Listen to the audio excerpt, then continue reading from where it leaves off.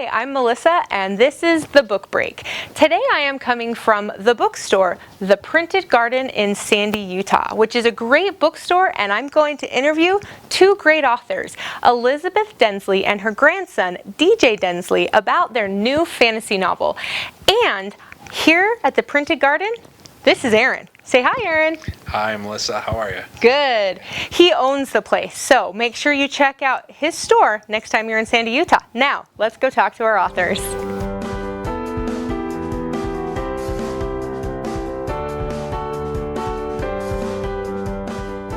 Thank you all for being here again with Elizabeth Densley and DJ Densley.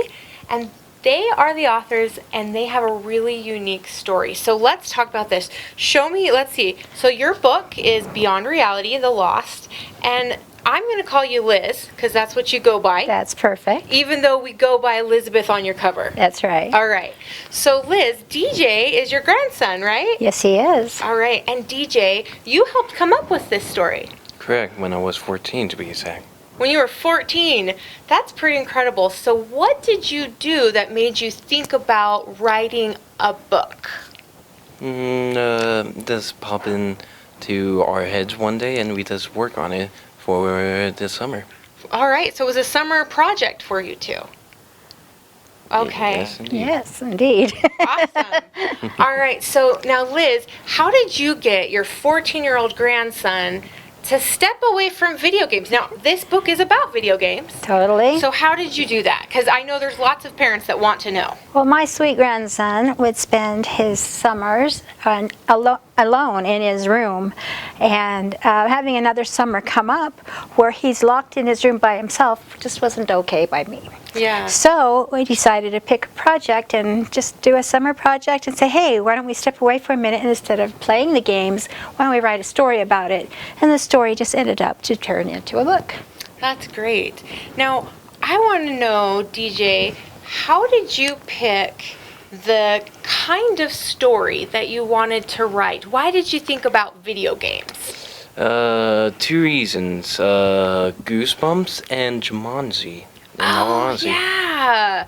That's true, because they get pulled into the game with Jumanji. Mm-hmm. Yes. That's really fun. So, Liz, just for our viewers that don't know all about our book, give us a little breakdown. What's the book about? Beyond Reality is all about a young boy, about DJ's age, who would always play his video games and would be lost in his room.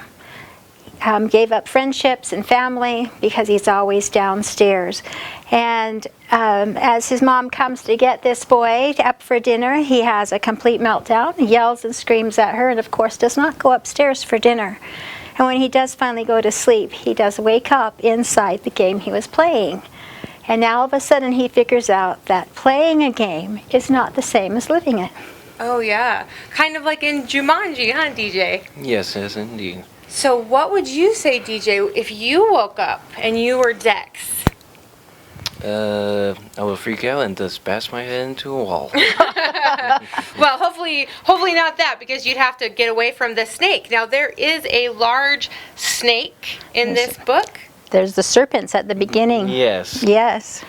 And so how did you guys come up with the names for your characters? Because you've got some interesting... What was the snake's name? Sagars. Sagars. Okay. Yes. Tell me about this, because in fantasy, we have unique names. Mm-hmm. And so where'd you come up with your names? Honestly, truly, as the picture comes to our mind and to my mind, and we have this block that keeps us away from getting to the entrance of the Kratos' lair. We were just talking about various things, and we ended up with this serpent. And the name, honestly, just kind of came. It's just, hey, let's call him this. And some of them we actually looked up and kind of got ideas from, but mostly we either looked some up and then changed them. Kind of, or we just thought them up. Awesome. It just popped into our head. So hopefully it's not somebody else's name. Awesome. Well, and it's interesting because Dex is a really fairly normal teenage boy that wants to play games, just like you, DJ, right? And Yep. And something that I know with you guys is you have a unique story. you're grandma, and DJ, you're autistic. So grandma helps you sometimes. Was it fun working with her on this? Yes, it was. And you also want to do something bigger with this book. Do you want to tell me a little bit more about what you want to do with some of the profits of this book? Definitely, yes. It's mostly about donating some of the money to people with disabilities to help them regain what they lost. That's amazing, donating money to people with disabilities. And we all know people that have different struggles. I mean, we all have struggles, right? Sure, yeah. We specifically would love to build a ranch called the Circle D Ranch after DJ, where these autistic children can come. Parents can come as well for a break, for a retreat, for some education, but have different kinds of therapies and also some discovery opportunities to figure out what kind of future they might want to have and then bring them to their best level and best quality of life they can have. Yeah, because you've mentioned even in a couple years, anyone can grow a lot, but DJ, you've made some really big advances in the last couple years, huh? If it wasn't for my grandmother, I'd still be locked in my basement. Yeah. She liked to call it the little cave of darkness. A little cave of darkness. And how do you like it out of your cave of darkness?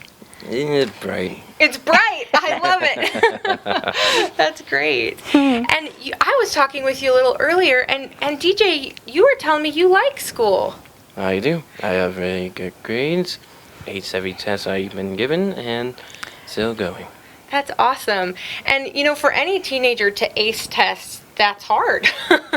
And that's so awesome. And has it been fun to see the kooky side of your grandma with writing a fantasy book? Yes, it was. Yeah. And Liz, what do you think has been some of the funnest parts writing this with your grandson, DJ?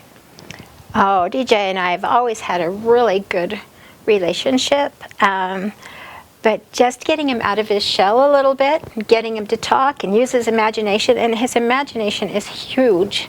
Otherwise, we wouldn't have all the unique storylines that go in our book, because that truly led how the book went. Without him, this book would be, boring. Probably.